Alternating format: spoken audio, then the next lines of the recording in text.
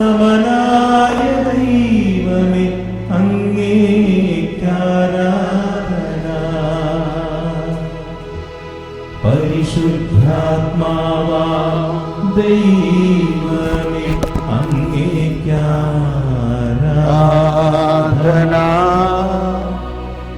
പിതാവിനും പുത്രനും സമനായ ദൈവമേ അങ്ങേക്കാരാധന.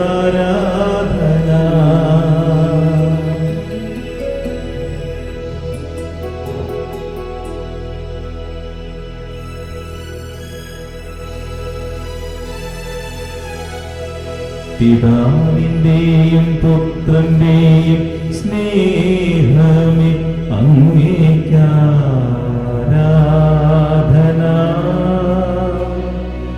സ്നേഹം സ്നേഹം സ്നേഹദാതാവേ അങ്ങേക്കാരാധന. പിതാവിന്റെയും പുത്രന്റെയും സ്നേഹമേ അങ്ങേക്കാരാധന.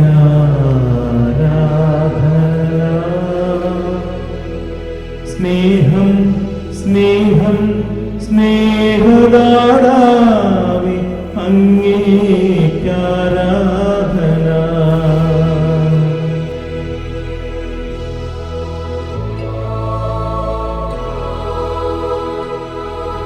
പിതാവിന്റെയും പുത്രന്റെയും ജീവനെ അങ്ങേക്കാരാധന.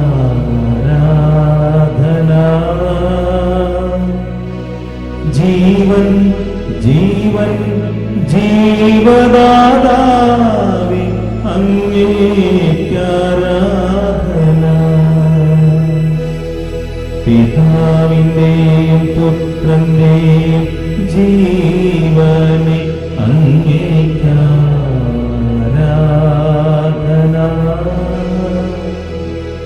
ജീവൻ ജീവൻ ജീവദാതാവേ അങ്ങേക്കാരാധന. പിതാവിനും പുത്രനും സമനാം ദൈവമേ അങ്ങേക്കാരാധന.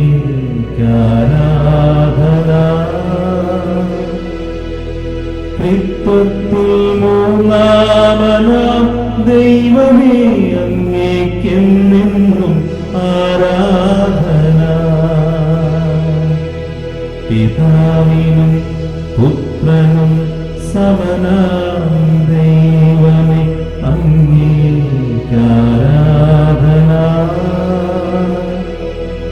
ജീവൻ ജീവൻ ജീവദാതാവേ അങ്ങേക്കാരാധന. സ്നേഹം സ്നേഹം സ്നേഹദാതാവേ അങ്ങേക്കാരാധന.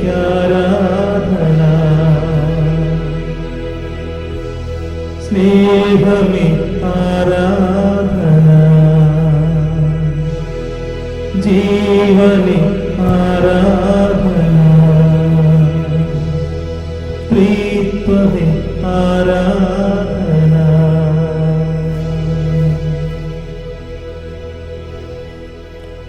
Price the Lord. തുടങ്ങാല്ലേ?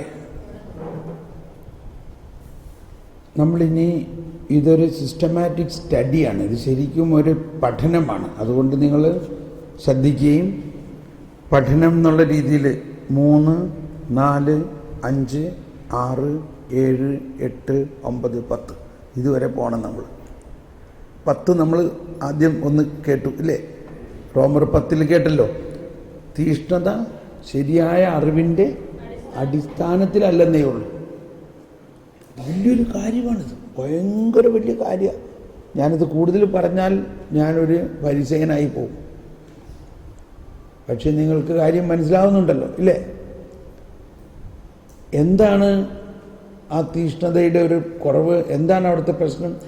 ദൈവനീതിയെക്കുറിച്ച് അജ്ഞതയാണ്. ദൈവനീതിയെക്കുറിച്ചുള്ള അജ്ഞത. ഓക്കെ, അപ്പോൾ 3-ാം അധ്യായത്തിൽ നമ്മൾ പഠിച്ചു. നിയമവും പ്രവാചകന്മാരും സാക്ഷ്യപ്പെടുത്തിയിട്ടുള്ള ദൈവനീതി. അതായത് ഈ നിയമത്തിലൂടെ അല്ലാതെ, അതായത് പഴയ നിയമത്തിൽ നിയമവും പ്രവാചകന്മാരും തന്നെ പറഞ്ഞിട്ടുള്ള ആ ദൈവനീതി, സാക്ഷ്യപ്പെടുത്തിയിട്ടുള്ള, ടെസ്റ്റിഫൈഡ്, സർട്ടിഫൈഡ് ചെയ്തിട്ടുള്ള ആ ദൈവനീതി നിയമത്തിലൂടെ അല്ലാതെ യേശുക്രിസ്തുവിലൂടെ നമുക്ക് കിട്ടുന്നു. ഇതാണ് മനസ്സിലാക്കാൻ ബുദ്ധിമുട്ടുള്ളത്. കാരണം നമ്മൾ എന്തെങ്കിലുമൊക്കെ ചെയ്താലല്ലേ എന്ത് കിട്ടുള്ളൂ എന്നാണ് നമ്മൾ എന്തെങ്കിലുമൊക്കെ ചെയ്താലല്ലേ ദൈവം അനുഗ്രഹിക്കൂ എന്നുള്ളതാണ്. നമ്മൾ എന്തെങ്കിലുമൊക്കെ നന്മ ചെയ്താലല്ലേ ദൈവം നമ്മളെ അനുഗ്രഹിക്കുകയുള്ളൂ എന്നുള്ളതാണ് നമ്മുടെയൊക്കെ ചില ചിന്താഗതി. പക്ഷെ അങ്ങനെയല്ല. ദൈവത്തിൻ്റെ അനുഗ്രഹം, ദൈവത്തിൻ്റെ നീതി സൗജന്യമാണ്, വ്യവസ്ഥയില്ലാത്തതാണ്, അതിരുകളില്ലാത്തതാണ്. It is unconditional. നിങ്ങൾ എന്ത് ചെയ്തോ ചെയ്തില്ലെങ്കിലും.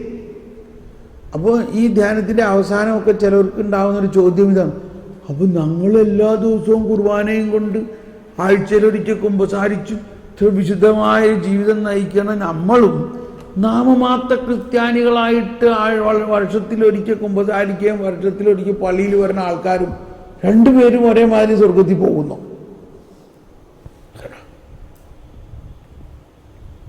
അത് വേണോ? വേണ്ടോ? അതാണ് നമ്മുടെ പ്രശ്നം. അത് വേണോ? അതാണ് ആ ഉപമയുണ്ടല്ലോ. ഒരുവൻ അതിരാവിലെ യജമാനൻ മുന്തിരിത്തോട്ടത്തിൽ കരാർ കൊടുത്തു. 1 ദനാറ വേതനം തരാമെന്ന് കരാറിൽ മുന്തിരിത്തോട്ടത്തിൽ വേലക്കാരെ കയറ്റി. അത് കഴിഞ്ഞ് 9 മണിയായപ്പോൾ മുന്തിരിത്തോട്ടത്തിൻ്റെ മുതലാളി വീണ്ടും വേലക്കാരെ കയറ്റി. അവരോട് ചോദിച്ചു, നിങ്ങളും കയറുവിൻ, നിങ്ങൾക്കും ഉചിതമായ വേതനം തരാം. 12 മണിയായപ്പോൾ വീണ്ടും കുറേ ആൾക്കാരെ കയറ്റി. പിന്നെ വൈകുന്നേരം 3 മണിയായപ്പോൾ വീണ്ടും കുറേ ആൾക്കാരെ കയറ്റി. വേല തീരുന്നതിന് 1 മണിക്കൂർ ബാക്കിയുള്ളപ്പോൾ യജമാനൻ പുറത്തു വന്നപ്പോൾ അവിടെ കുറേ പേരിങ്ങനെ വെറുതെ നിൽക്കുന്നു, അലസരായി നിൽക്കുന്നു. അതെന്താ നിങ്ങളിങ്ങനെ അലസരായിട്ട് നിൽക്കുന്നത്? അവർ പറഞ്ഞു, ഞങ്ങളെ ആരും വിളിച്ചില്ല, നിങ്ങളും വേലയ്ക്ക് കയറുവിൻ, നിങ്ങൾക്കും ഉചിത വേതനം തരാം. വലിയ ഉപമയാണ് കേട്ടോ, ഇത് വലിയ ഉപമയാണ്. നമ്മളുടെ ഒരു ചിന്തയിലും ഒന്നും എത്തിപ്പെടില്ല, അത്രയ്ക്ക് ഉപമയാണ്. അവസാനം എന്താണ് മുതലാളി പറഞ്ഞത്? 6 മണിയായപ്പോൾ ജോലി കഴിഞ്ഞപ്പോൾ മേസ്ത്രിയോട്, സൂപ്പർവൈസറോട് പറഞ്ഞു, അവസാനം വന്നവർ മുതൽ എല്ലാവർക്കും ഒരേ ദിനാറ കൊടുക്കാൻ. ഇതാണ് ദൈവനീതി. ഇതാണ്. അപ്പോൾ ഇത് ഒരു സഭാപിതാവായ വിശുദ്ധ ഹിലാരിയോസ് ഇതിനെക്കുറിച്ച് ഇൻ്റർപ്രറ്റ് ചെയ്യുന്നത് ഇങ്ങനെയാണ്: 1 ദനാറ വേതനം തരാമെന്ന് പറഞ്ഞ് കയറ്റിയത് മോശയുടെ നിയമമാണ്. അല്ല, അങ്ങനെ ഓരോ നിയമത്തിൻ്റെ ഇതാണ്. അങ്ങനെ ഓരോ ഉടമ്പടി പ്രകാരമുള്ളവരാണ്. എന്നാൽ ഒരു ഉടമ്പടിയും ഇല്ലാതെ വേശ്യകളും ചുങ്കക്കാരും പാപികളുമാണ് ആ അവസാനം വന്നവർ. അവർക്ക് ഒരു ദയവുമില്ല. അവരെ ആര് കയറ്റി?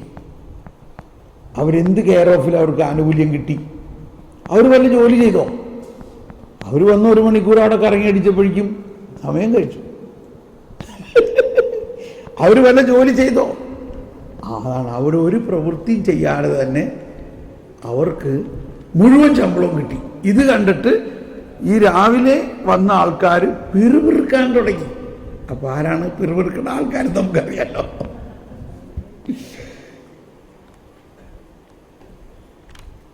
ഇതൊക്കെ നമുക്ക് സ്വീകാര്യമാണോ? ഇങ്ങനെയാണോ ദൈവരാജ്യം?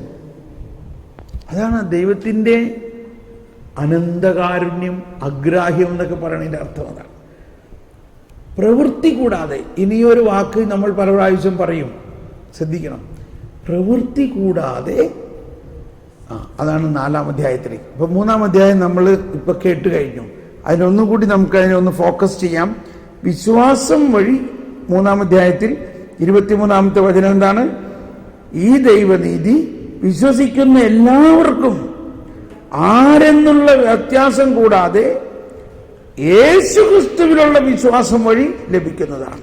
എല്ലാവരും പാപം ചെയ്ത് ദൈവമഹത്വത്തിന് അയോഗ്യരായി അവർ അവിടുത്തെ കൃപയാൽ യേശുക്രിസ്തു വഴിയുള്ള വീണ്ടെടുപ്പിലൂടെ സൗജന്യമായി നീതീകരിക്കപ്പെടുന്നു. ഒന്നുകൂടി, വിശ്വാസം വഴി സംലബ്ധമാകുന്ന, കണ്ടോ എങ്ങനെയാണ് നീതീകരണം ഉണ്ടാകുന്നത്? വിശ്വാസം വഴി സംലബ്ധമാകുന്ന രക്തം കൊണ്ടുള്ള പാപപരിഹാരമായി ദൈവം അവനെ നിശ്ചയിച്ചു. അവിടെയാണ് നീതീകരണം കിട്ടുന്നത്. ഞാനിപ്പോൾ പെട്ടെന്ന് കാറ്റക്കിസത്തിൽ ഇതിനെക്കുറിച്ച് പറഞ്ഞേക്കണം കൂടി ഒന്ന് വായിക്കാം. അപ്പോൾ നമുക്ക് വളരെ ആധികാരികമായ പ്രബോധനത്തിലൂടെ നമുക്ക് മനസ്സിലാവും. 1992 കേട്ടോളൂ. സജീവവും വിശുദ്ധവും ദൈവത്തിന് പ്രീതിജനകവുമായ ബലിവസ്തുവായി തന്നെ കുരിശിൽ അർപ്പിക്കുകയും തൻ്റെ രക്തം എല്ലാ മനുഷ്യരുടെയും പാപപരിഹാരത്തിനുള്ള ഉപകരണമാകുകയും ചെയ്തു. ആ ക്രിസ്തുവിന്റെ പീഠാസഹനത്തിന്റെ ഫലമായി നമുക്ക് ലഭിച്ചതാണ് നീതീകരണം. ആ ക്രിസ്തുവിന്റെ പീഠാസഹനത്തിന്റെ ഫലമായി. എങ്ങനെ?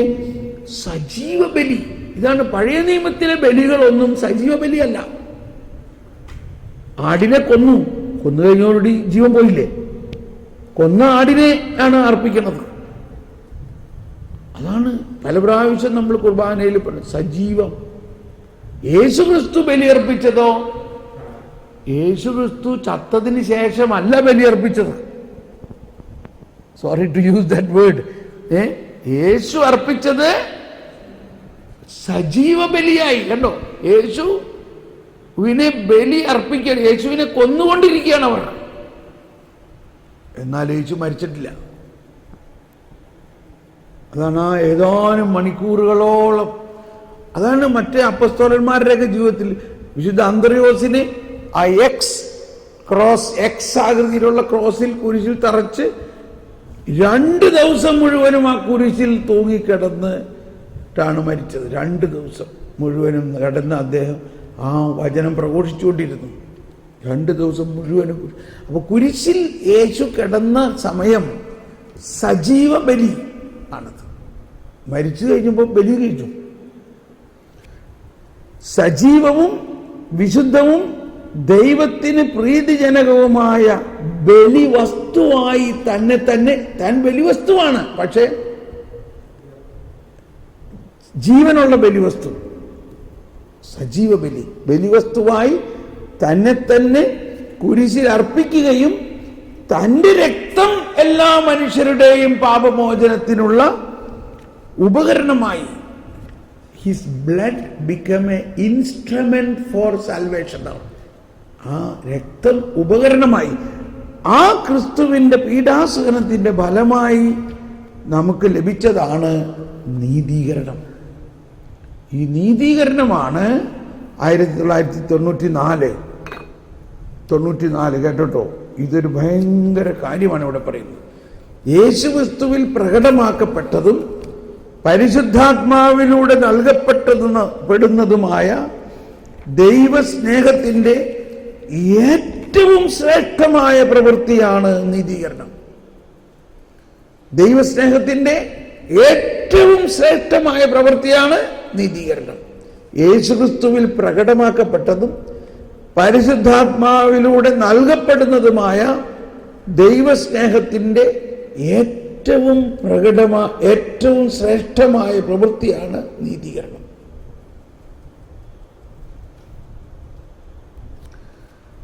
ഇത് കുറേ ഉണ്ട്. 1987 മുതൽ ഉണ്ട് ഇതിന്. അത് പരിശുദ്ധാത്മാവിൻ്റെ കൃപയ്ക്ക് നമ്മെ നീതീകരിക്കാൻ, അതായത് നമ്മെ നമ്മുടെ പാപങ്ങളിൽ നിന്ന് ശുദ്ധീകരിക്കാനും യേശുക്രിസ്തുവിലുള്ള വിശ്വാസത്തിലൂടെയും മാമോദീസായിലൂടെയും ദൈവത്തിൻ്റെ നീതി നമ്മിലേക്ക് പ്രസരിപ്പിക്കാനും കഴിയും. പരിശുദ്ധാത്മാവിൻ്റെ കൃപയ്ക്ക്, പരിശുദ്ധാത്മാവിൻ്റെ ശക്തിയാൽ പാപത്തിന് മരിച്ചുകൊണ്ട് ക്രിസ്തുവിന്റെ പീഡാസഹനത്തിലും പുതിയ ജീവിതത്തിലേക്കും ജനിച്ചുകൊണ്ട് അവിടുത്തെ പുനരുത്ഥാനത്തിൽ നാം പങ്കുപറ്റുന്നു. സഭയാകുന്ന അവിടുത്തെ ശരീരത്തിലേക്ക്, ശരീരത്തിൻ്റെ അവയവങ്ങളാണ് നമ്മൾ. അവിടുന്ന് തന്നെയാകുന്ന മുന്തിരിച്ചെടിയിൽ ഒട്ടിച്ചേർക്കപ്പെട്ട ശാഖകളാണ് നമ്മൾ. നീതീകരണം 1990. നീതീകരണം ദൈവത്തിൻ്റെ സ്നേഹത്തിന് വിരുദ്ധമായിട്ടുള്ള പാപത്തിൽ നിന്ന് മനുഷ്യരെ വിടുവിക്കുന്നു. അവന്റെ ഹൃദയത്തെ പാപത്തിൽ നിന്ന് ശുദ്ധീകരിക്കുന്നു. ദൈവത്തിൻ്റെ കാരുണ്യം മുൻകൈയെടുത്ത് മാപ്പ് നൽകുന്നു. ഇതാണ് ഈശോ പറയുന്നത്, ആദ്യം നിങ്ങൾ ഈ ദൈവനീതി എന്താണെന്ന് മനസ്സിലാക്കുവിൻ, അപ്പോൾ ബാക്കിയുള്ളതെല്ലാം കൂട്ടിച്ചേർക്കപ്പെടും എന്ന് പറയുന്നത് ഭൗതികമായ ഒരു കാര്യമല്ല. അപ്പോഴാണ് ഈ സുവിശേഷത്തിൻ്റെ രഹസ്യം നമുക്ക് മനസ്സിലാകുള്ളൂ. അപ്പോഴാണ് ഈ വിശുദ്ധ ഗ്രന്ഥം അനാവരണം ചെയ്യപ്പെടുന്നത്. അപ്പോഴാണ് സ്വർഗരാജ്യത്തിൻ്റെ കാര്യങ്ങൾ നമുക്ക് മനസ്സിലാവുന്നത്. ഇത് ഭയങ്കര കാര്യമാണ്. ഈ ദൈവനീതി മനസ്സിലായി കഴിഞ്ഞാൽ ഒരു പസിൽ സോൾവ് ചെയ്യുന്ന മാതിരി ഒരുപാട് വചനത്തിൻ്റെ അർത്ഥം മനസ്സിലാവും. അതായത് അപ്പൊ നമ്മൾ കൽപ്പനകളെ കണിശമായിട്ട് പിടിക്കുമ്പോൾ ആരെ വിടുന്നു? യേശുവിനെയും യേശു അർപ്പിച്ച ആ ബലിയുടെ യോഗ്യതയെ പിന്നെ നമ്മൾ കണക്കിലെടുക്കുന്നില്ല. നമ്മൾ നമ്മുടെ പ്രവൃത്തി ഇതിൽ ആശ്രയിക്കുന്നു. അപ്പൊ അതാണ് ഫരിസേയ അവസ്ഥ. ഓക്കെ, നമുക്ക് ഇനി 4-ാം അധ്യായത്തിലേക്ക് പോകാം കേട്ടോ. 4-ാം അധ്യായത്തിൽ നമുക്ക് മനസ്സിലാക്കാൻ ഏറ്റവും ബുദ്ധിമുട്ടുള്ള ഒരു വചനമാണത്. വിശ്വാസത്തിൻ്റെ ആവിർഭാവമാണ്. 4-ാം അധ്യായത്തിൽ 4-5 വചനം. റോമർ 4-ൽ 4-5 വചനം വായിക്കാം. കണ്ടോ? അബ്രാഹം ജോലി ചെയ്യുന്നവന്റെ കൂലി കണക്കാക്കപ്പെടുന്നത് ദാനമായിട്ടല്ല, അവകാശമായിട്ടാണ്. പ്രവർത്തികൾ കൂടാതെ തന്നെ പാപിയെ നീതീകരിക്കുന്നവനിൽ വിശ്വസിക്കുന്നവന്റെ വിശ്വാസം നീതിയായി പരിഗണിക്കപ്പെടുന്നു. കേട്ടോ? അതാണ്. വല്ലതും മനസ്സിലായോ? ഇത് നമുക്ക് സ്വീകാര്യമാണോ? സാധാരണഗതിയിൽ നമ്മുടെ സാധാരണ മനുഷ്യ മനസ്സിന് ഇത് എഗ്രി ചെയ്യാൻ പറ്റില്ല. അതുകൊണ്ടാണ് സങ്കീർത്തനം 118 നമ്മൾ കേട്ടത്, ഇത് കർത്താവിൻ്റെ പ്രവൃത്തിയാണത്, നമ്മുടെ ദൃഷ്ടിയിൽ വിസ്മയാവഹമായിരിക്കുന്നു പണിക്കാർ. ഓക്കെ, അപ്പോൾ ഈ നീതിയുടെ ആവിർഭാവം ഉണ്ടായത് അബ്രാഹത്തിന് കൊടുത്ത വിശ്വാസത്തിൻ്റെ കണ്ടന്റിൽ നിന്നാണ്, അതിൻ്റെ ഉള്ളടക്കം. അബ്രാഹത്തിന് വിശ്വാസം കിട്ടിയത് ദാനമായിട്ടാണോ അവകാശമായിട്ടാണോ? ജോലി ചെയ്യുന്നവന് കൂലി കണക്കാക്കപ്പെടുന്നത് ദാനമായിട്ടല്ല, അവകാശമായിട്ടാണ്. ഇല്ലേ? അബ്രാഹത്തിന് വിശ്വാസം കിട്ടിയത് എന്തായിട്ടാണ്? ദാനമായിട്ടാണ്. അപ്പൊ ഈ ദൈവത്തിൻ്റെ സൗജന്യമായ ദാനമാണിത്. വിശ്വാസം വഴിയുള്ള നീതിയും ദൈവത്തിൻ്റെ ദാനം. ഇപ്പൊ ഇവിടെ പെട്ടെന്ന് ഒന്ന് ചിന്തിക്കണം. ഒരു മനുഷ്യൻ മൂലം പാപമുണ്ടായി. ഏത് മനുഷ്യൻ മൂലം? ആദം മൂലം. ഇതെപ്പോഴും നമ്മൾ മനസ്സിലാക്കണം. നമ്മൾ ഇന്ന് ചെയ്യണ പാപത്തിൻ്റെ കാരണം നമ്മളല്ല. ഇതാരും പറയൂല. അധികം പറഞ്ഞാൽ പിന്നെ നമുക്ക് ലൈസൻസ് ആവുന്നുള്ള മാതിരിയാണ്. പക്ഷെ അങ്ങനെയൊക്കെ പറയില്ല. ഇപ്പോൾ ഒരിക്കലും ഒരു അമ്മച്ചി എന്നെ വിളിച്ച് പറഞ്ഞു, എൻ്റെ ബ്രദറെ, എൻ്റെ മോൻ കൊണ്ട് ഞാൻ തോറ്റ്, അവൻ കള്ളും കുടിച്ചവൻ എന്താണ് ഈ മയക്കുമരുന്നൊക്കെ കഴിച്ചു, അവനെ ഞാൻ ഇനി വീട്ടിൽ കയറ്റില്ല. ബ്രദർ ഒന്ന് പ്രാർത്ഥിക്കും. ഞാൻ പറഞ്ഞു, ഇങ്ങനെയാണെങ്കിൽ ഞാൻ പ്രാർത്ഥിച്ചുകൊണ്ട് വലിയ കാര്യമൊന്നുമില്ല എന്ന് പറഞ്ഞ് ഞാൻ പറഞ്ഞു, അമ്മച്ചി, ഭൂലോകപാപം നീക്കുന്ന ദൈവത്തിൻ്റെ എമ്പുരാട്ടിയും കൊണ്ട് ഈശോ എമ്പുരാനെന്ന് പ്രാർത്ഥിക്കാറില്ലേ? പിന്നെ അതെല്ലാ ദിവസവും പ്രാർത്ഥിക്കണമല്ലേ? എന്താ അതിൻ്റെ അർത്ഥം? അതിപ്പോൾ അർത്ഥം വല്ലതും വിചാരിച്ചിട്ടാണോ നമ്മൾ പ്രാർത്ഥിക്കണേ? ഭൂലോകപാപം നീക്കുന്ന ദൈവത്തിൻ്റെ ചെമ്പുരാട്ടിയും കുട്ടിയായ ഈശോ തമ്പുരാനെ ഒന്ന് എല്ലാവരും ഒന്ന് പറഞ്ഞ്, ഭൂലോക പാപം നീക്കുന്ന ദൈവത്തിൻ്റെ.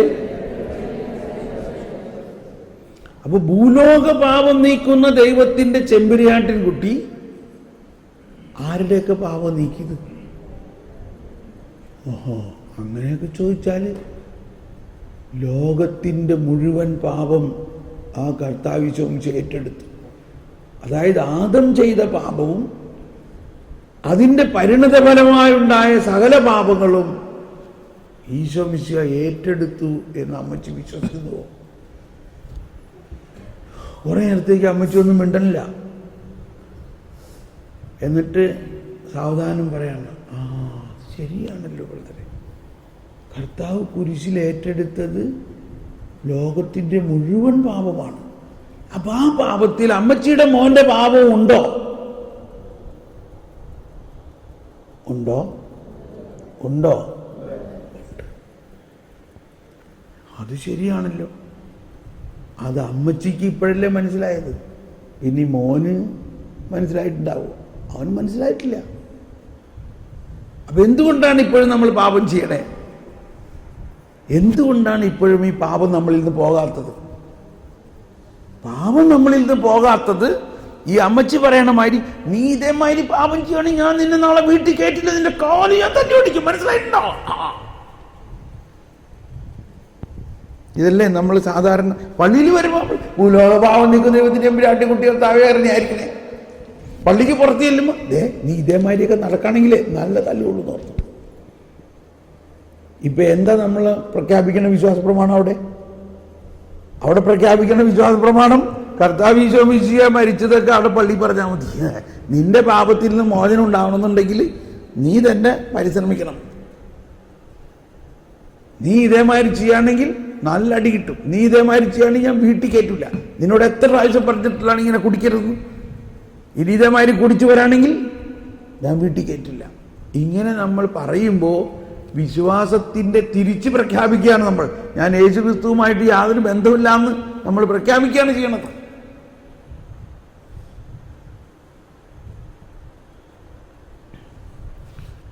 ഈ അമ്മച്ചിക്ക് അന്ന് ഭയങ്കര ഒരു തിരിച്ചറിവുണ്ടായി. ഞാൻ പറഞ്ഞു, അതുകൊണ്ട് അമ്മച്ചി നാളെ അവൻ വരും, എന്ത് ചെയ്യണം? അമ്മച്ചി പറയണം, എടാ മോനെ, നിനക്ക് സ്വയം ഇതിൽ നിന്ന് മാറാൻ പറ്റില്ല. ഓ, അങ്ങനെ പറയണോ ബ്രദറെ? ആ, പറയണോ വേണ്ടെന്നുള്ളത് തീരുമാനിച്ചോ? ഇതാണ് സത്യം. അവന് സ്വയം ഇതിൽ നിന്ന് മാറാൻ പറ്റില്ല. എന്നാൽ അവൻ അറിയണം, അവൻ്റെ ഈ മദ്യപാനത്തിൻ്റെയും എന്തെന്നാണ് ഈ മയക്കുമരുന്നിൻ്റെയും അതുപോലെയുള്ള എല്ലാ പാപങ്ങളും കർത്താവ് ഈശോ മിശിഹ കുരിശിൽ ഏറ്റെടുത്ത് കഴിഞ്ഞിരിക്കുന്നു എന്ന് അവൻ അറിയണം, അവൻ വിശ്വസിക്കണം. അത് വിശ്വസിക്കുമ്പോൾ അവൻ സ്വാതന്ത്ര്യമാവും. അതാണ് ഹൃദയത്തിൽ വിശ്വസിച്ച് അധരം കൊണ്ട് ഏറ്റുപറയണം എന്ന് പറയുന്നതിൻ്റെ അർത്ഥം. പക്ഷെ അമ്മച്ചിക്ക് ഭയങ്കര ഒരു ബോധ്യമായി, ശരിയാണ് ബ്രദറെ, ഞാൻ അങ്ങനെ തന്നെ നാളെ ചെയ്യാം. അപ്പം ഞാൻ അവനെ വഴക്ക് പറയണ്ടല്ലേ? വഴക്ക് പറയരുത്. അവനോട് കരുണ ഉണ്ടാകണം. കരുണ എന്നത് പാപിയോടുള്ള സ്നേഹമാണ്. ഞാൻ ഒരു സംഭവം പറയാണ്. ഒരാൾ ഭയങ്കര മദ്യപാനിയാണ്. അപ്പോൾ അയാളുടെ ഭാര്യ ഒരുപാട് കുറച്ച് പ്രാർത്ഥിയൊക്കെ ചെയ്തു. അപ്പോൾ അവളൊരിക്കൽ പറഞ്ഞു, എൻ്റെ ബ്രദർ നാട്ടിൽ പോകുമ്പോൾ ഇയാളെ ഒന്ന് കാണണം, ഒരു കൗൺസിലിംഗ് കൊടുക്കണം. ഞാൻ തയ്യാറാണ്, പക്ഷേ ഇയാൾ വരണ്ടേ കൗൺസിലിങ്ങിന്? അയാൾ പറഞ്ഞു, ഞാൻ കൗൺസിലിങ്ങിനൊന്നും പറ്റില്ല, ധ്യാനം കൂടാനും പറ്റില്ല. തോമസ് പോളിനെ ഞാൻ പോയി ധ്യാനകേന്ദ്രത്തിൻ്റെ പുറത്ത് വെച്ചൊന്ന് കാണാം. അപ്പോൾ ഭാര്യ പറഞ്ഞു, അതുകൊണ്ട് എന്താ പ്രയോജനം എന്നൊക്കെ പറഞ്ഞു. ഞാൻ പറഞ്ഞു, വേണ്ട, വരണോട്ടെ, പ്രയോജനമുണ്ട്, അറ്റ്ലീസ്റ്റ് അത്രയെങ്കിലും വരട്ടെ. അപ്പോൾ എനിക്ക് തോന്നണത് എവിടെയത് ഒരു ധ്യാനകേന്ദ്രം വെച്ചു. ഇപ്പോൾ പേരൊന്നും പറയണ്ട നമുക്ക്. ആ ധ്യാനകേന്ദ്രത്തിൽ ചെന്ന ഉടനെ ഞാൻ ഇന്ന ആളവിടെ നിൽക്കണ്ടാവുമെന്ന് പറഞ്ഞു, ഗേറ്റിൽ തന്നെ നിൽക്കണ്ടാവുമെന്ന് പറഞ്ഞു. ആൾ ഇന്ന സമയത്തേക്ക് ചെന്ന് കാർ ഇറങ്ങി ഉടനെ ഇയാൾ ഓടി വന്നു, സാറേ ഞാൻ ഇന്ന ആളാണ്. ഉടനെ എൻ്റെ മനസ്സിൽ, എൻ്റെ ഹൃദയത്തിൽ ഭയങ്കര ഒരു കരുണയുടെ പ്രവാഹം ഉണ്ടായി. ഓ ഇന്നാളാണോ, ഓ ഞാൻ അങ്ങനെ കൈ വിടർത്തി ഇയാളെ അങ്ങ് കെട്ടിപ്പിടിച്ചു. കെട്ടിപ്പിടിച്ചപ്പോൾ എനിക്ക് തോന്നി എൻ്റെ ആത്മാവിൽ നിന്ന് എന്തോ ഒരു പ്രസരണം അയാളിലേക്ക് ഇങ്ങനെ ഒഴുകണമായി തോന്നി. അങ്ങനെ കുറേ നേരം കെട്ടിപ്പിടിച്ച് നിന്നു, ഒന്നും മിണ്ടിയില്ല. ഞാൻ ഉള്ളിൻ്റെ ഉള്ളിൽ പറഞ്ഞു, എൻ്റെ കർത്താവേ, ഈ മകനോട് കരുണ കാണിക്കണേ. ഇവൻ്റെ ഈ മദ്യപാനത്തിൽ നിന്ന് ഇവന് സ്വയം ഒരു തരത്തിലും നിവർത്തിയില്ല, എന്നാൽ അങ്ങ് ഇത് ഏറ്റെടുത്തിരിക്കുന്നു, ഞാൻ വിശ്വസിക്കുന്നു. ഇതെല്ലാം ഞാനിങ്ങനെ ഹൃദയത്തിൽ പ്രാർത്ഥിച്ചു, കെട്ടിപ്പിടിച്ചു. ഈശോയെ, നീ കുരിശിൽ ഇവൻ്റെ പാപം ഏറ്റെടുത്ത് കഴിഞ്ഞിരിക്കുന്നു, ഞാൻ വിശ്വസിക്കുന്നു. ഭൂലോക പാപം നീക്കുന്ന ദൈവത്തിൻ്റെ ചെമ്പരിയാട്ടിൻ കുട്ടിയായി ഈശോ തമ്പുരാനെ, ഇപ്പോൾ ഇവൻ്റെ മേൽ കരുണയായിരിക്കണം. എനിക്ക് ശരിക്കും അനുഭവമായി, എൻ്റെ ആത്മാവിൽ നിന്ന് ഈ കരുണ, ഈ കൃപ അവനിലേക്ക് ചാടുന്നത്. ഇയാളുടെ കണ്ണുനീരൊഴുകി എൻ്റെ ഷർട്ടിലൊക്കെ വീഴുന്ന എനിക്കൊരു അനുഭവം തോന്നി.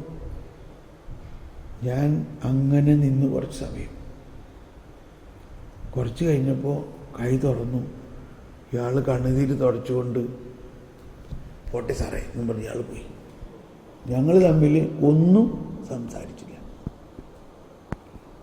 എന്ത് അതിശയമെന്ന് പറയണം, അപ്പോൾ മുതൽ ഇയാൾക്ക് കുടിക്കാൻ പറ്റുന്നില്ല.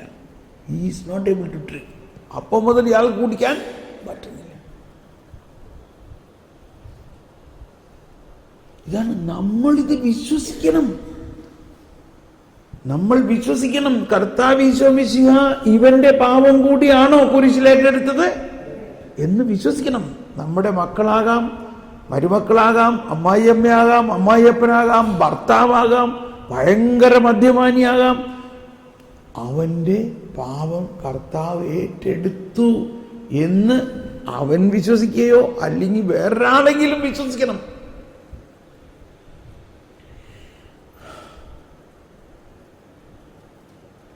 അങ്ങനെയാണ് നമ്മളുടെ പാപം മാറുന്നത്. ഞാനൊരു ചോദ്യം ചോദിക്കട്ടെ കേട്ടോ. യേശു ക്രിസ്തു ഗെത്സമനിയിൽ എന്തുകൊണ്ടാണ് രക്തം വേർത്തത്? എന്തുകൊണ്ടാണ് ഈശോ ഗെത്സമനിയിൽ രക്തം വേർത്തത്? ഭയാനകമായ വേദന, താങ്ങാൻ പറ്റുന്നില്ല, രക്തം വേർത്തു.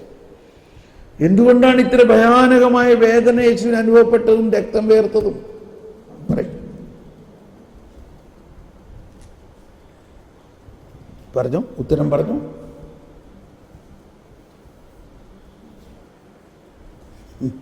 തെറ്റുപറ്റിയാലും പറഞ്ഞു. ഞാൻ വേണി ക്യാമറ ഓഫ് ചെയ്തേക്കാം.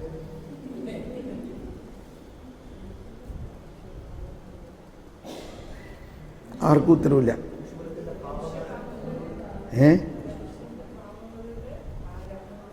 മനുഷ്യന്റെ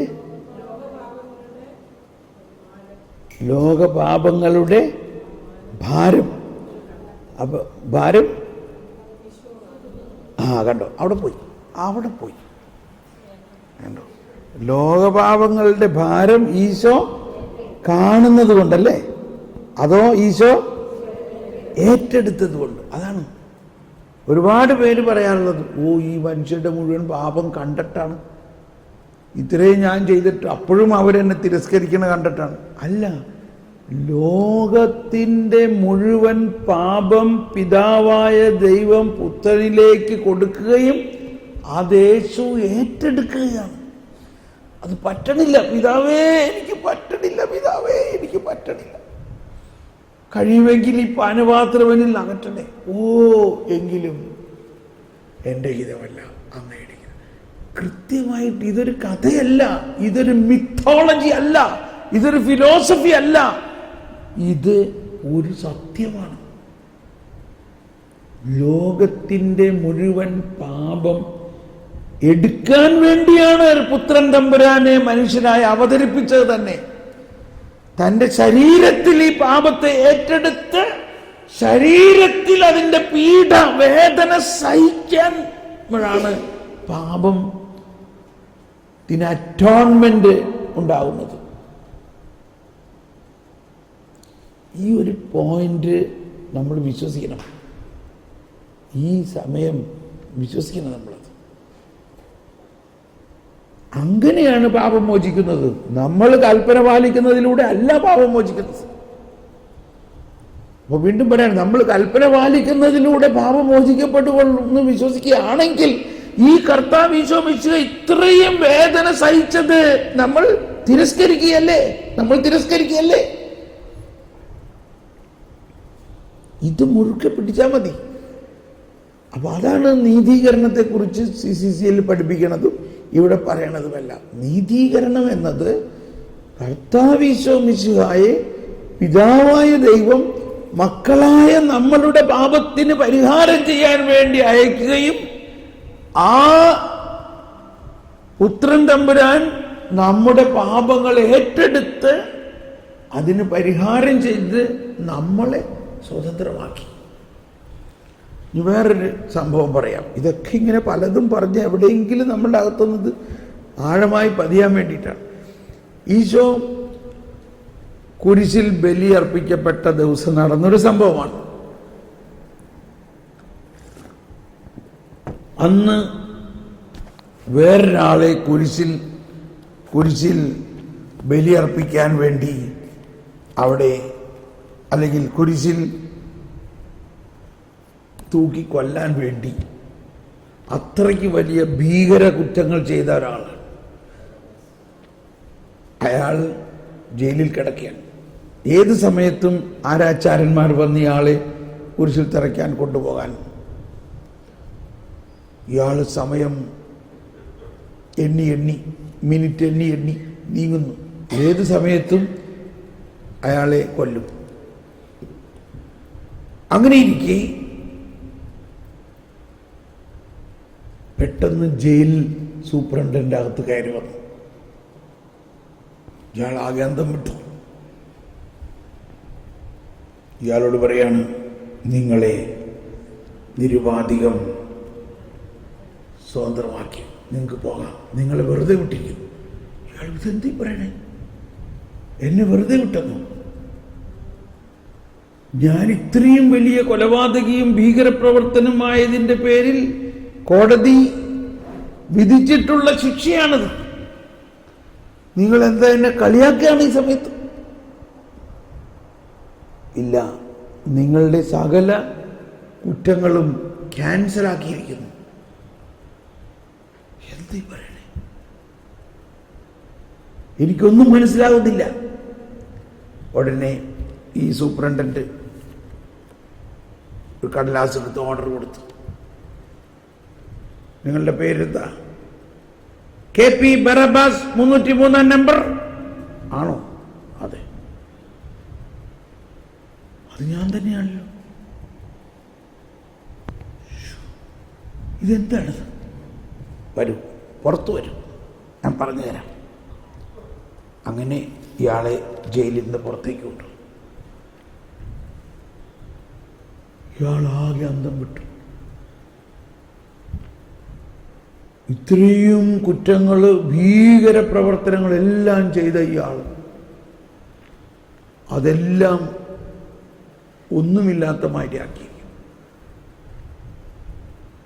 സൂപ്രണ്ടന്റ് ഇയാളോട് പറഞ്ഞു, ദാ അങ്ങ് ദൂരേക്ക് നോക്കുക, ആ മലമുകളിൽ കാണുന്ന 3 കുരിശുകൾ,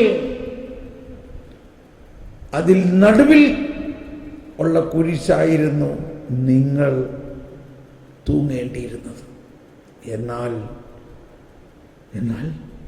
എന്ത് സംഭവിച്ചു? എന്നാൽ നിങ്ങളുടെ സകല തിന്മകളും അതിൻ്റെ ശിക്ഷയും അതിൻ്റെ ശാപവും മറ്റൊരാളെ ഏറ്റെടുത്തു നിങ്ങളെ വെറുതെ വിട്ടിരിക്കുന്നു. എന്താ ഞാൻ കേൾക്കുന്നു? എന്റെ ഇത്രയും വലിയ തിന്മകളൊക്കെ വേറൊരാളെ ഏറ്റെടുക്കുന്നു, എന്റെ ശിക്ഷയും വേറൊരാളെ ഏറ്റെടുക്കുന്നു. ഇത് ആരാണത്?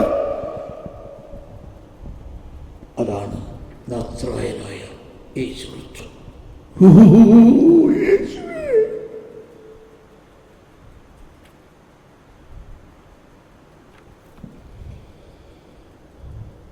ഇത് നടന്നൊരു സംഭവമല്ലേ? അല്ലേ? നമ്മളും പിടിക്കപ്പെടാത്ത രീതിയിൽ ബറബ്ബാസിനെ പോലെ ഒരുപാട് തിന്മ ചെയ്തിട്ടുള്ളവരാണ്. പക്ഷെ കർത്താവിനറിയാം. അറിയാമോ ഇല്ലയോ? നമ്മൾ ജയിലിലില്ലെന്നേ ഉള്ളൂ, നമ്മളെ പിടിക്കപ്പെട്ടിട്ടില്ലെന്നേ ഉള്ളൂ. നമ്മുടെ സകല തിന്മകളും ഭൂലോക പാപം നീക്കുന്ന ദൈവത്തിൻ്റെ ചെമ്പരിയാട്ടിൻ കുട്ടിയായി ഈശോ തമ്പുരാൻ ഏറ്റെടുത്തുവോ? അതാണ് ഏറ്റെടുത്തു. ഇതൊക്കെ നമ്മൾ കുർബാനയിൽ എത്ര പ്രാവശ്യം പ്രാർത്ഥിക്കുന്നുണ്ടെന്നറിയാം. നമ്മുടെ സീറോ മലബാർ കുർബാനയിൽ 33 പ്രാവശ്യം പറയുന്നുണ്ട്, നിങ്ങളുടെ പാപങ്ങളും കടങ്ങളും പുറത്തു. വിശുദ്ധ കുർബാനയിൽ തന്നെ എന്താണ് സ്ഥാപക വചനങ്ങൾ? ഇത് നിങ്ങളുടെ പാപമോചനത്തിനായി ഞാൻ നൽകുന്ന എൻ്റെ ശരീരമാകുന്നു. ഇത് നിങ്ങളുടെ പാപമോചനത്തിനായി ഞാൻ നൽകുന്ന പുതിയ ഉടമ്പടിയിലെ സനാതനവും നവീനവുമായ പുതിയ ഉടമ്പടിയിലുള്ള എൻ്റെ രക്തമാകുന്നു. ഇതിൽ കൂടുതൽ എന്താ വേണ്ടേ? കർത്താവേ, അവിടുത്തെ പരിശുദ്ധാത്മാവ് എന്നുള്ളി വരണമേ, ഈ കുർബാനയിൽ ആവസിച്ച് അതിനെ വിശുദ്ധീകരിച്ച് ഞങ്ങളുടെ പാപങ്ങളും കടങ്ങളും പുറത്ത് സ്വർഗരാജ്യത്തിൽ നവമായ ജീവിതം ഞങ്ങൾക്ക് നൽകും. മനുഷ്യവർഗത്തിന്റെ പ്രത്യാശ ക്രിസ്തുവെ, ഞങ്ങൾ സ്വീകരിച്ച ഈ ദിവ്യരഹസ്യങ്ങൾ ഞങ്ങളുടെ ശിക്ഷാവിധിക്ക് കാരണമാകാതെ കടങ്ങളുടെ പ്രതിക്കും പാപങ്ങളുടെ മോചനത്തിനും നല്ല കള്ളനോടൊപ്പം സ്വർഗഭാഗ്യത്തിനിടയാകണം. വിശ്വാസപൂർവ്വം ഞങ്ങൾ സ്വീകരിച്ച ദിവ്യരഹസ്യങ്ങൾ കണ്ടോ. എല്ലാ പ്രാർത്ഥനയും നോക്കി എത്ര പ്രാവശ്യമാണ് അതിൽ പ്രാർത്ഥിക്കുന്നത്? കടങ്ങളുടെ പൊറുതിക്കും പാപങ്ങളുടെ മോചനത്തിനും. എന്ത്? ഈ ദിവ്യരഹസ്യങ്ങൾ, ഈ ബലി, ഈ പീഠാനുഭവം. അപ്പോൾ ഇതിനെ മുഴുവനും തരം താഴ്ത്തുകയാണ് നമ്മൾ ചെയ്യുന്നത്. എങ്ങനെയാണെങ്കിൽ ഞാൻ 10 കൽപ്പന പാലിച്ച ഞാൻ വിശുദ്ധനായി എന്ന് പറയുമ്പോൾ എന്ത് സംഭവിക്കുന്നു? ഈ കർത്താവ് ഈശോ മിശിഹ ചെയ്തതിനെ നമ്മൾ വിലമതിക്കുന്നില്ല. അതാണ് പുതിയ നിയമത്തിന്റെ പ്രത്യേകത. അതാണ് സീറോ മലബാർ കുർബാന ആരംഭിക്കുന്നത് എന്ന് പറഞ്ഞുകൊണ്ടാണ്. അന്നാ സീനായി മാമലയിൽ മോശ നൽകിയ കൽപ്പന പോൽ. അങ്ങനെയാണോ? എന്ന് പറഞ്ഞുകൊണ്ടാ പാടും. അന്ന പെസഹ തിരുനാളിൽ കർത്താവ് അരുളിയ കൽപ്പന പോൽ. കണ്ടോ, എന്താണ് അവിടെ എന്താ നടന്നത്? ഈശോ അവിടെ പറയാണ്, ഇത് നിങ്ങളുടെ പാപമോചനത്തിനായി ഞാൻ നൽകുന്നതാണ്. അപ്പോൾ നമ്മുടെ സുവിശേഷത്തിൻ്റെ മർമ്മം എന്ന് പറയുന്നത് ഈ നീതിയാണ്, ദൈവനീതി. ആ ദൈവനീതിയെ മനുഷ്യന്റെ പ്രവൃത്തി കൂടാതെ ദൈവത്തിൻ്റെ പ്രവൃത്തിയിലൂടെയാണ് നടക്കുന്നത്.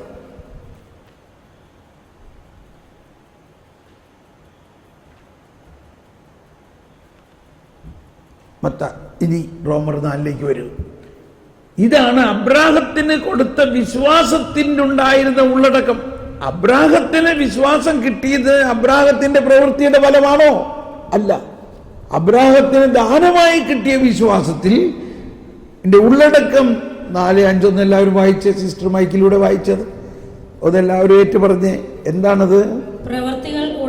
പ്രവൃത്തികൾ കൂടാതെ തന്നെ പാപിയെ നീതീകരിക്കുന്നവനിൽ വിശ്വസിക്കുന്നവന്റെ വിശ്വാസം നീതിയായി പരിഗണിക്കപ്പെടുന്നു. ഒന്നുകൂടി എല്ലാവരും എല്ലാവരും ഏറ്റുപറയും. സാവധാനം ഏറ്റുപറഞ്ഞ് പല പ്രാവശ്യം ഏറ്റു പറയുമ്പോൾ നമ്മളിൽ അത് സിങ്ക് ആവും, നമ്മളിൽ അത് ആഴമായി ഇറങ്ങും. ഒന്നുകൂടി. പ്രവർത്തികൾ കൂടാതെ തന്നെ പാപിയെ നീതീകരിക്കുന്നവനിൽ വിശ്വസിക്കുന്നവന്റെ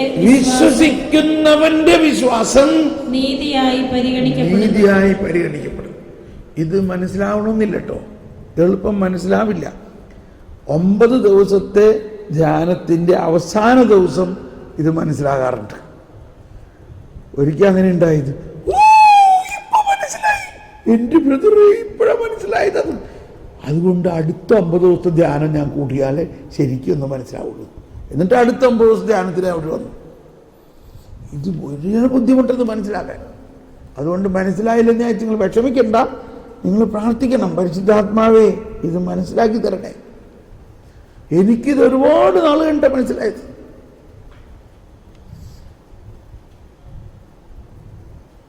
ഒരുപക്ഷെ നിങ്ങളിൽ വലിയ പാപികൾ ആരെങ്കിലും ഉണ്ടെങ്കിൽ അവർക്ക് എളുപ്പം മനസ്സിലാവും. എന്തുപോലെ ഇപ്പൊ ക്യാൻസർ രോഗത്തിനൊരു മരുന്ന് വന്നു. ക്യാൻസർ രോഗത്തിന് ഒരു മരുന്ന് കണ്ടുപിടിച്ചു. ആർക്കാണ് അതിന് സന്തോഷം ഉണ്ടാവണേ? ക്യാൻസർ രോഗി. എന്ന പോലെയാണ് പാപവിമോചനത്തിനുള്ളൊരു മരുന്ന് വന്നിരിക്കുന്നു. ആർക്കാണ് അതിൽ സന്തോഷം ഉണ്ടാവണേ? പാപിക്ക്. ഫരിസേയന് എനിക്ക് പാപമൊന്നുമില്ല, ഞാൻ നീതിമാനാണെന്ന് പറഞ്ഞിരിക്കുന്ന ആൾക്ക് വല്ല സന്തോഷം ഉണ്ടാവും. അതാണ് ഇതാ നമ്മുടെ അവസ്ഥ. എനിക്ക് കുഴപ്പമൊന്നുമില്ല, ഞാൻ എല്ലാ ദിവസവും പള്ളിയിൽ പോകണം, ഞാൻ കുമ്പസാരിക്കണം, എനിക്ക് കുഴപ്പമൊന്നുമില്ല എന്ന് പറഞ്ഞിരിക്കുന്ന ആൾക്ക് ഇത് മനസ്സിലാവില്ല. അതുകൊണ്ടാണ് ഭയങ്കര രസം ഇതൊക്കെ. ഞാൻ പറയുമ്പോൾ അങ്ങ് വിശദമായി പോവുകയാണ്. യോഹന്നാന്റെ സ്നാനം സ്വീകരിച്ച പാപികളും ചുങ്കക്കാരും ദൈവനീതിയെക്കുറിച്ച് സന്തോഷത്തിൽ തുള്ളിച്ചാടി. എന്നാൽ ഫരിസേയരും നിയമജ്ഞരും അത് കണ്ടിട്ട് പിറുപിറുക്കി. അവർക്ക് ഭയങ്കര സന്തോഷം ദൈവനീതിയെക്കുറിച്ച്.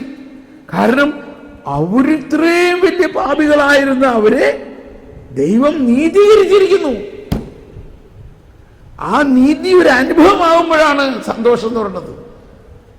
അത് ഭയങ്കര സന്തോഷമാണത്, ആ നീതി. അതാണ് പരിശുദ്ധാത്മാവിലുള്ള ആനന്ദം. ഈ കരിസ്മാറ്റിക്കിൽ സന്തോഷവും സ്തുതിപ്പും ഒക്കെ ചുമ്മാ നീ സ്തുതിച്ച് പാടറാ ചാടറാ എന്നൊക്കെ പറഞ്ഞ് സ്തുതിപ്പിച്ചിട്ട് കാര്യമില്ല. ഈ ആത്മാവിന്റെ സന്തോഷം വരുമ്പോ നമ്മൾ പറയണോ പിന്നെ സ്തുതിപ്പിക്കാൻ? അവൻ താനേ സന്തോഷം. ഏതുപോലെ ഫുട്ബോളിൽ ഗോളടിച്ച് കഴിഞ്ഞിട്ട് ഇവരോട് പറയണോ, എടാ ഗോളടിച്ചടാ നീ സന്തോഷിക്കാൻ പറയണോ? പറയും. ഗോളടി കണ്ടു കഴിഞ്ഞാൽ ബഹളമായി. പക്ഷെ മറ്റേ പാർട്ടിക്ക് ഒരു ബഹളമില്ല. എന്തുകൊണ്ടാ? അവൻ തോറ്റ പാർട്ടിയാണ്. അപ്പൊ സന്തോഷം ഉണ്ടാകുന്നത് കർത്താവിൻ്റെ ഈ നീതി ആനന്ദം അനുഭവിക്കുമ്പോഴാണ്. ദൈവത്തിൻ്റെ നീതി അനുഭവിക്കുമ്പോൾ ഭയങ്കര സന്തോഷമാണ്, ഭയങ്കര സന്തോഷമുണ്ടത്. മറിച്ച് കൽപ്പനയും ചട്ടങ്ങളും വെച്ച് നോക്കുകയാണെങ്കിൽ ഒരിക്കലും സന്തോഷം ഉണ്ടാവില്ല. Okay, come back.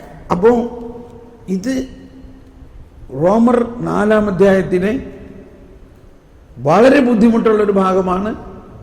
ഒന്നുകൂടി വായിക്കാം. പ്രവൃത്തികൾ കൂടാതെ തന്നെ പാപിയെ നീതീകരിക്കുന്നവനിലുള്ള വിശ്വസിക്കുന്നവന്റെ വിശ്വാസം നീതിയായി പരിഗണിക്കപ്പെടുന്നു. ഇനി അതിന് നിങ്ങൾ കുറച്ച് പഠിച്ചോ, സാവധാനം മനസ്സിലാവുന്നത്. മനസ്സിലായില്ലെങ്കിൽ വിഷമിക്കേണ്ട, അത് മനസ്സിലാക്കാൻ വളരെ ബുദ്ധിമുട്ടുള്ള ഒരു തലമാണ്. ഇനി 5-ാം അധ്യായത്തിലേക്ക് പോകാം. നീതീകരണത്തിൻ്റെ ഇതൊക്കെ നീതിയെക്കുറിച്ചാണ് ഈ പറയുന്നത്. ഇവിടെ 4-ാം അധ്യായത്തിൽ ഒരുപാട് ഭാഗങ്ങൾ വേറെ ഉണ്ട്. പക്ഷെ ഇപ്പൊ നമ്മൾ അതിനകത്തേക്ക് പോകണ്ട, അത് മനസ്സിലായി കഴിഞ്ഞിട്ട് പിന്നെ വായിച്ചാൽ മനസ്സിലാവുള്ളത്. 5-ാം അധ്യായത്തിൽ 5 മുതലുള്ള വചനം വായിക്കാം. പ്രത്യാശ നമ്മെ നിരാശരാക്കുന്നില്ല. കാരണം നമുക്ക് നൽകപ്പെട്ടിരിക്കുന്ന പരിശുദ്ധാത്മാവിലൂടെ ദൈവത്തിന്റെ സ്നേഹം നമ്മുടെ ഹൃദയങ്ങളിലേക്ക് ചൊരിയപ്പെട്ടിരിക്കുന്നു. അതാണ്. അപ്പൊ നമുക്ക് നൽകപ്പെട്ടിരിക്കുന്ന പരിശുദ്ധാത്മാവ് എങ്ങനെ നൽകിയതാ? ചുമ്മാ കൊട്ടയിലാക്കിയിട്ട് തരുകയല്ല ചെയ്തത്. ആ പരിശുദ്ധാത്മാവിനെ നൽകുന്നതിന് മുമ്പാണ് ഈശോ പറഞ്ഞത്, ഞാൻ പോയാലേ അവൻ വരികയുള്ളൂ എന്ന് പറഞ്ഞാൽ, ഞാൻ എൻ്റെ ജീവൻ ആത്മദാനമായി പാപികൾക്ക് വേണ്ടി പരിഹാരമായിട്ട് നൽകിയാലേ ഈ പരിശുദ്ധാത്മാവ് വരുള്ളൂ. അപ്പൊ അങ്ങനെ നമുക്ക് തന്നിരിക്കുന്ന ആ പരിശുദ്ധാത്മാവ് പാപമോചനത്തിന്റെ ബലിയർപ്പണത്തിന് ശേഷം നൽകിയിരിക്കുന്ന പരിശുദ്ധാത്മാവ്.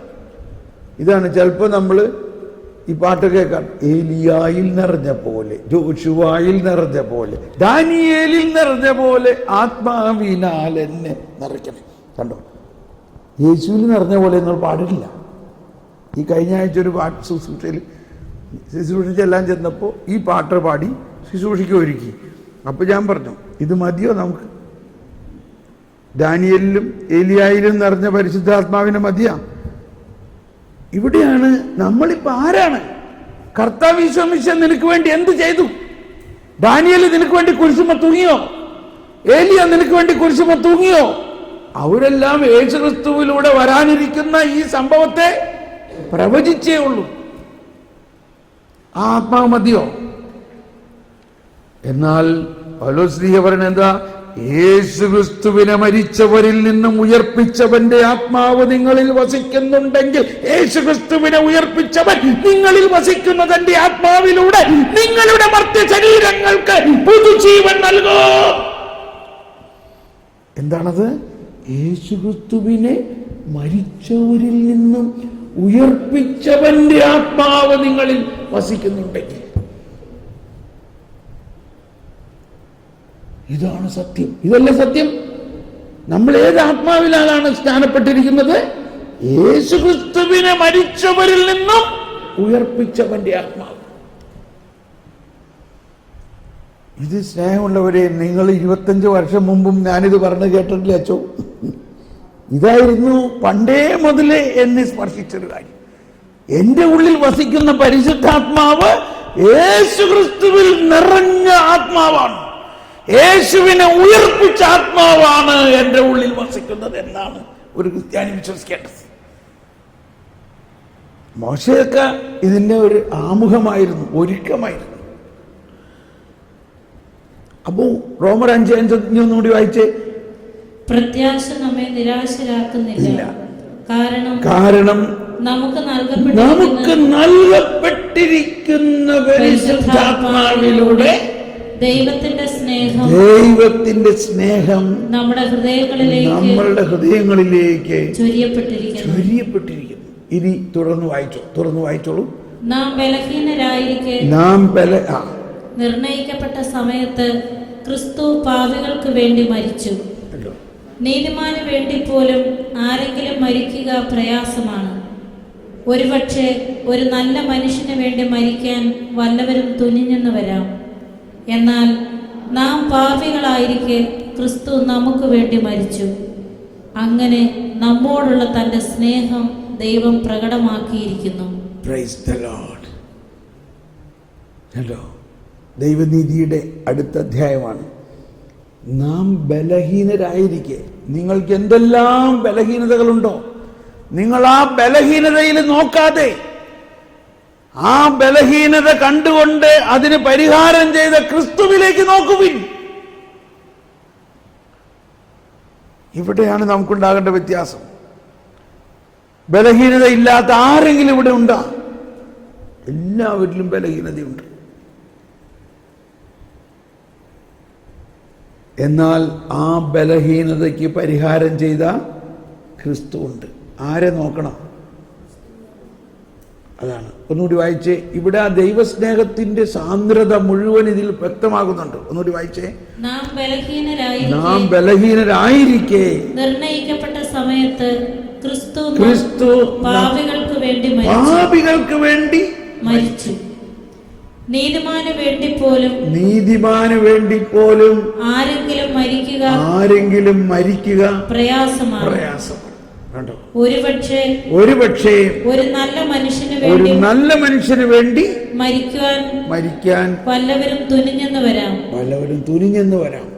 എന്നാൽ നാം പാപികളായിരിക്കെ ക്രിസ്തു നമുക്ക് വേണ്ടി മരിച്ചു.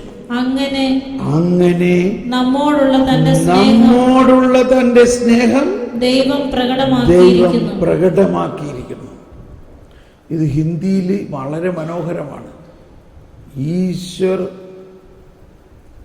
स्वपुत्र को हमारे लिए बलिदान किया, इसके द्वारा उन्होंने हमारे ऊपर जो प्रेम का प्रमाण पत्र दिया है ना, प्रमाण पत्र दिया है. പ്രമാൺ പത്രം എന്ന് പറഞ്ഞാൽ എന്താ അർത്ഥം? അച്ചോ, പ്രമാൺ പത്രം എന്ന് പറഞ്ഞാൽ എന്താ അർത്ഥം? ജോൺസൺ അച്ഛനോട് ചോദിക്കുന്നത്. പ്രമാൺ പത്രം ഇല്ലേ? സാക്ഷ്യപത്രം, സർട്ടിഫിക്കറ്റ്. ഇത് കർത്താവ് പാപിയായ നമ്മളോടുള്ള സ്നേഹത്തിൻ്റെ ഒരു സർട്ടിഫിക്കറ്റ് എങ്ങനെ തന്നത്? ഒരു സാക്ഷ്യപത്രം തന്നത് എങ്ങനെയാ? തൻ്റെ മകനെ കുരിശിൽ ബലിയർപ്പിച്ചു നമുക്ക് വേണ്ടി. ഇതിൽ കൂടുതൽ എന്താ വേണ്ടേ? ഇസെ ബടാ ക്യാ ഹോഗ. ईश्वर ने हमारे प्रति अपना प्रेम का प्रमाण पत्र दिया है. ഒന്നുകൂടി വായിച്ച അവസാന ഭാഗം. നാം പാപികളായിരിക്കെ ക്രിസ്തു നമുക്ക് വേണ്ടി മരിച്ചു. അങ്ങനെ നമ്മോടുള്ള തന്റെ സ്നേഹത്തെ ദൈവം പ്രകടമാക്കിയിരിക്കുന്നു. തുറന്ന് വായിച്ചോളൂ, കുറച്ചും കൂടി ആകയാൽ ഇപ്പോൾ അവന്റെ രക്തത്താൽ നീതീകരിക്കപ്പെട്ട നാം, പ്രൈസ് ദി ലോർഡ്, കണ്ടോ, അവൻ മൂലം ക്രോധത്തിൽ നിന്ന് രക്ഷിക്കപ്പെടുമെന്നത് തീർച്ചയാണല്ലോ. ഇപ്പോൾ അവന്റെ രക്തത്താൽ എന്ത് സംഭവിച്ചു? നീതീകരിക്കപ്പെട്ടു. നമ്മുടെ കേസ് തള്ളിക്കളഞ്ഞിരിക്കണു. You are acquitted. നമ്മുടെ കേസ് തള്ളിക്കളഞ്ഞു. കാരണം നമ്മൾ ചെയ്ത കുറ്റമെല്ലാം വേറൊരാളെ ഏറ്റെടുത്തേക്കണം. ഇനിയിപ്പോൾ നിങ്ങളുടെ പേരിൽ കേസുണ്ടോ? കേസില്ല. ഈ വേർഡാണ് ഉപയോഗിച്ചിരുന്നത്. You are acquitted. You are acquitted. വായിച്ചൊന്നുകൂടി. ആകയാൽ ഇപ്പോൾ അവന്റെ രക്തത്താൽ നീതീകരിക്കപ്പെട്ട നാം അവൻ മൂലം ക്രോധത്തിൽ നിന്ന് രക്ഷിക്കപ്പെടുമെന്നത് തീർച്ചയാണല്ലോ. നാം ശത്രുക്കളായിരുന്നപ്പോൾ അവിടുത്തെ പുത്രന്റെ മരണത്താൽ ദൈവവുമായി രമ്യതപ്പെട്ടുവെങ്കിൽ രമ്യതപ്പെട്ടതിന് ശേഷം അവന്റെ ജീവൻ മൂലം രക്ഷിക്കപ്പെടുമെന്നതും തീർച്ച. മാത്രമല്ല, നമ്മുടെ കർത്താവായ യേശുക്രിസ്തു വഴി നാം ദൈവത്തിൽ അഭിമാനിക്കുകയും ചെയ്യുന്നു. 17 മുതൽ വായിച്ച് 5:17 മുതൽ. ഒരു മനുഷ്യന്റെ പാപത്താൽ ആ മനുഷ്യൻ മൂലം മരണം ആധിപത്യം നടത്തിയെങ്കിൽ കൃപയുടെയും നീതിയുടെ ദാനത്തിന്റെയും സമൃദ്ധി സ്വീകരിക്കുന്നവർ യേശുക്രിസ്തു എന്ന ഒരു മനുഷ്യൻ മൂലം എത്രയോ അധികമായി ജീവനിൽ വാഴും. അങ്ങനെ ഒരു മനുഷ്യന്റെ പാപം എല്ലാവർക്കും ശിക്ഷാവിധിക്ക് കാരണമായതുപോലെ ഒരു മനുഷ്യന്റെ നീതിപൂർവകമായ പ്രവൃത്തി എല്ലാവർക്കും ജീവദായകമായ നീതീകരണത്തിന് കാരണമായി. കണ്ടോ, ജീവദായകമായ നീതീകരണത്തിന്. ഒന്നുകൂടി ആ വചനം എല്ലാവരും ശബ്ദം ഏറ്റു പറഞ്ഞേ. ഒരു മനുഷ്യന്റെ പാപം എല്ലാവർക്കും ശിക്ഷാവിധിക്ക് കാരണമായതുപോലെ ഒരു മനുഷ്യന്റെ നീതിപൂർവമായ പ്രവൃത്തി എല്ലാവർക്കും ജീവദായകമായ നീതീകരണത്തിന് കാരണമായി. തുറന്നു വായിച്ചോളൂ. ഒരു മനുഷ്യന്റെ അനുസരണക്കേടിനാൽ അനേകർ പാപികളായി തീർന്നതുപോലെ ഒരു മനുഷ്യന്റെ അനുസരണത്താൽ അനേകർ നീതിയുള്ളവരാ. പാപം വർദ്ധിക്കാൻ നിയമം രംഗപ്രവേശം ചെയ്തു. എന്നാൽ പാപം വർദ്ധിച്ചെടുത്ത് കൃപ അതിലേറെ വർദ്ധിച്ചു. അങ്ങനെ പാപം മരണത്തിലൂടെ ആധിപത്യം പുലർത്തിയതുപോലെ കൃപ നീതി വഴി നമ്മുടെ കർത്താവായ യേശുക്രിസ്തുവിലൂടെ നിത്യജീവനിലേക്ക് നയിക്കാൻ ആധിപത്യം പുലർത്തും. ആരുടെ ആധിപത്യത്തിന് കീഴിലാണ് നമ്മൾ? പാപത്തിന്റെയോ കൃപയുടെയോ? നമുക്കൊന്ന് കർത്താവിന് നന്ദി പറയാം. ഈശോയെ, ഇതെല്ലാം ഞങ്ങൾക്ക് വെളിപ്പെടുത്തി തരണമേ പരിശുദ്ധാത്മാവേ.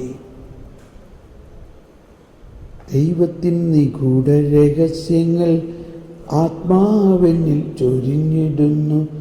ബുദ്ധിയും ബോധ്യവും ദൈവിക ശക്തിയും.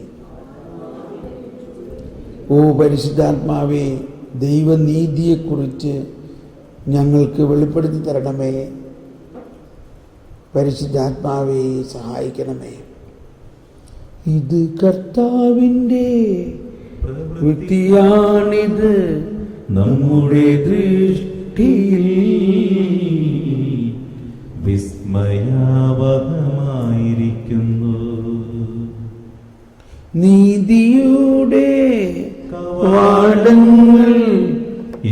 എനിക്കായി തുറന്നു തരിക, ഞാൻ അവയിലൂടെ പ്രവേശിച്ച് കർത്താവിന് നന്ദി പറയട്ടെ.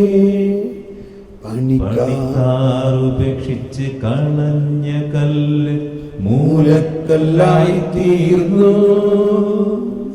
ഇതു കർത്താവിന്റെ പ്രവൃത്തിയാണിത് നമ്മുടെ ദൃഷ്ടിയിൽ വിസ്മയാവഹമായിരിക്കുന്നു. Price the Lord. നമ്മളിവിടെ നിർത്തുന്നു. നമ്മൾ ഭക്ഷണം കഴിച്ചിട്ട്